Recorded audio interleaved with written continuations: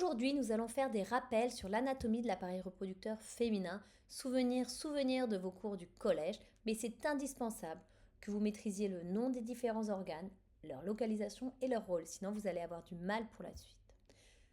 Bon, on va commencer par des choses simples, comme vous le savez déjà, chez la femme, l'appareil reproducteur et l'appareil urinaire sont bien distincts. L'appareil urinaire, je vais vous le détailler rapidement, ici nous avons les reins, deux reins, qui produisent l'urine, qui sont reliés à la vessie par deux canaux qu'on appelle uretères.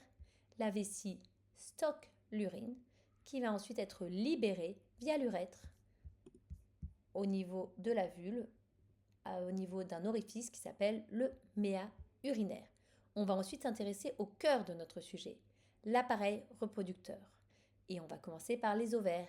Les ovaires, gonades féminines, qu'on trouve de part et d'autre de l'utérus et qui ont deux fonctions principales, produire des hormones sexuelles féminines, œstrogènes et progestérone, et aussi libérer les ovules, gamètes féminins, au moment de l'ovulation. Une fille à la naissance a un stock de plusieurs millions d'ovules, mais ce stock est pour toute sa vie. Il y a une grande partie qui vont dégénérer naturellement. Au cours de sa vie, une femme aura environ 350 à 400 ovulations, donc ça veut dire 350 à 400 ovules qui arrivent à maturation.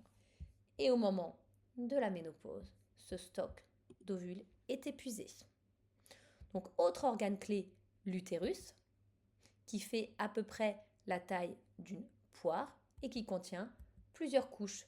Donc commençons par la couche extérieure. Le myomètre, c'est la partie musculaire qui va se contracter lors de l'accouchement, lors de ce qu'on appelle les contractions de travail.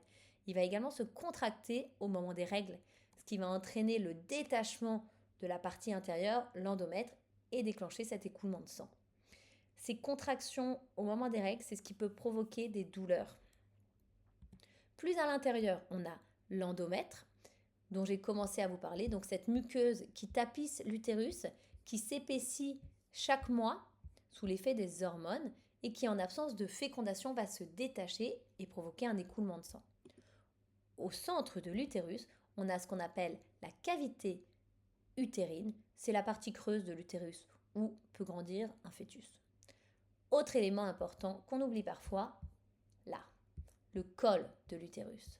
Donc le col de l'utérus, c'est la partie inférieure, qui est un peu comme la porte de l'utérus, qui la protège des infections, qui s'ouvre légèrement au moment des règles et de l'ovulation, et qui est notamment fermée par un mucus qu'on appelle les glaires cervicales, dont la consistance peut changer selon les moments du cycle. Là, vous avez des glaires cervicales au moment d'une période fertile, qui permettent de laisser passer un spermatozoïde, et là, vous avez des glaires cervicales pendant une période infertile du cycle de la femme. Pour continuer, donc, on va s'intéresser aux trompes utérines. Ce sont de fins conduits fragiles qui peuvent notamment être endommagés par certaines infections sexuellement transmissibles. Les ovaires ne sont pas fixés aux trompes, ils sont mobiles. Et donc, c'est les trompes qui, au moment d'une ovulation, l'ovule est émis par l'ovaire et va être capté par la trompe. L'ovaire va rester au niveau de la trompe en attendant l'éventuelle arrivée de spermatozoïdes et donc la fécondation. La fécondation donc a lieu au niveau des trompes et en cas de fécondation, donc l'œuf va se déplacer le long de la trompe pour aller jusqu'à l'utérus, s'accrocher, ce qu'on appelle la nidation. Maintenant, nous passons à la partie inférieure, le vagin. Donc, le vagin, c'est un conduit souple qui conduit l'appareil reproducteur interne au milieu extérieur. C'est lui qui permet notamment l'écoulement du sang menstruel et c'est aussi le lieu des rapports sexuels parce que c'est là que le pénis pénètre pour déposer des spermatozoïdes. Dernier organe interne dont je voulais vous parler, le clitoris. C'est un organe essentiel du plaisir. Quand on parle de clitoris, on pense souvent uniquement au petit gland du clitoris, la partie extérieure qui est visible.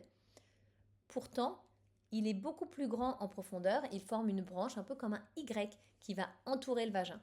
Et c'est un organe qui est très très innervé parce qu'il a plus de 8000 terminaisons nerveuses qui expliquent sa grande sensibilité. Donc pour finir, nous arrivons donc à l'extérieur, à la vulve. Je vais vous laisser allez sur la vidéo suivante pour voir l'anatomie de la vulve. Bonne révision!